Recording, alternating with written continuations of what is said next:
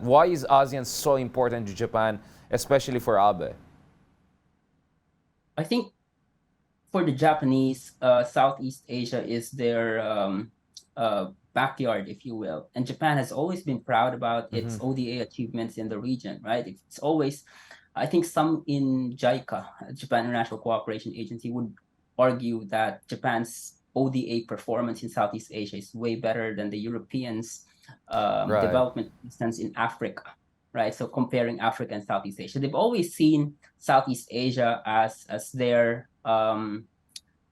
backyard or their front yard, and so they care about economic security in Southeast Or Asia, making strategic sure depth, that. yeah. I think, Pardon?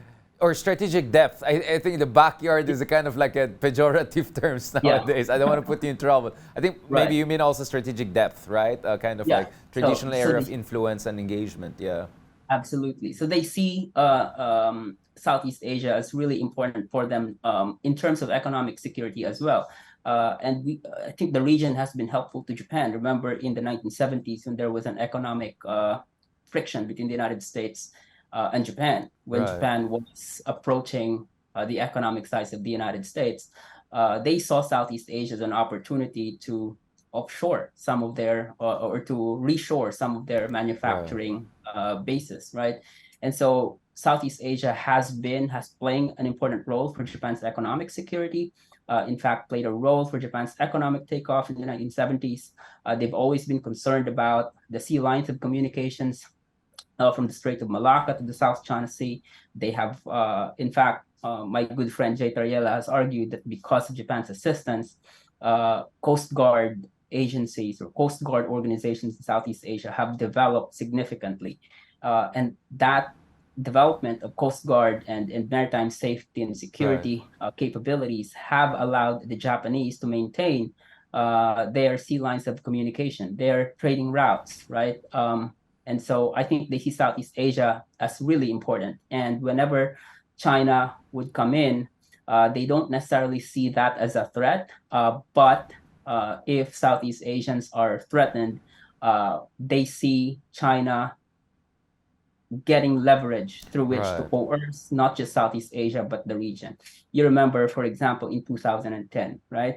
In Right. 2010, there was the Senkaku Trawler incident.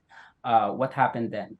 Economic coercion from China imposed against Japan, right? Several of the Japanese executives were held hostage in China while the crisis was ongoing. In addition, China imposed the rare earth mineral ban, and at that time, 97% of the supply of rare earth minerals in the world was controlled by China.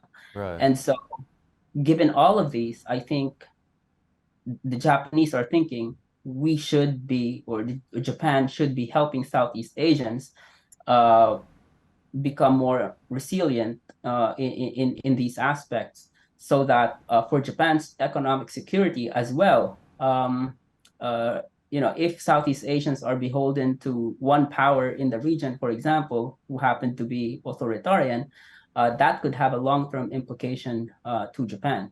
Um, Also, what happens in the South China Sea is always being observed by the Japanese. They see Right. what's happening in the South China Sea as something that could happen in the East China Sea. In fact, some of the things that China has been doing in the South China Sea has already been uh, employed in the East Right. China Sea.